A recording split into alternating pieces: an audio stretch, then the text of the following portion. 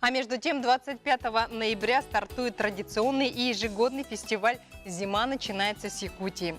А познакомить с программой фестиваля мы пригласили Василину Кривошапкину, заведующую Центра культурно-массовых проектов Управления культурой и духовного развития нашего города. Василина, доброе утро. Доброе утро. Итак, расскажите, пожалуйста, как идет подготовка к этому фестивалю, какие мероприятия пройдут? Ну, традиционно наш фестиваль начинает свой старт с 25 ноября. Хочу сказать, что вообще программа с каждым годом у нас расширяется и увеличивается. В этом году, например, будет более 20 мероприятий локальных, которые вошли в рамках нашего фестиваля. И с 25 ноября у нас уже начинается фестиваль, конкурс ледовых и снежных скульптур «Бриллианты Якутии», в котором примут участие 25 команд из 6 стран зарубежья, но остальные с регионов России и нашей республики.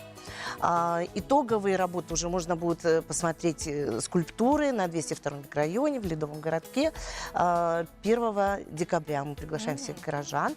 Ну и традиционные наши конкурсы, такие как гастрономический фестиваль «Вкус Якутии». Он также начнется с 26 ноября с участием известных рестораторов, президентов Российской гильдии рестораторов и ательеров.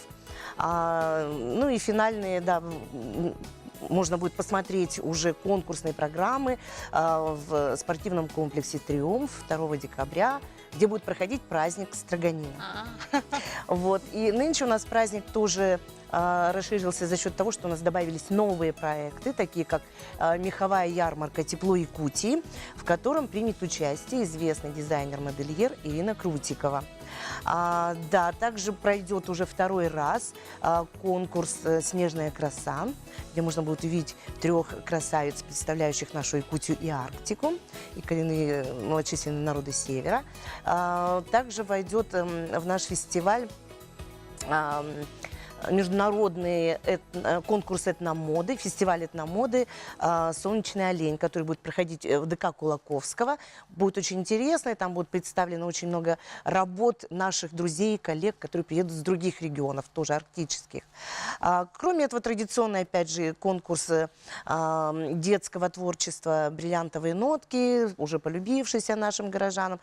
Всегда приятно видеть молодых, талантливых детей. Да.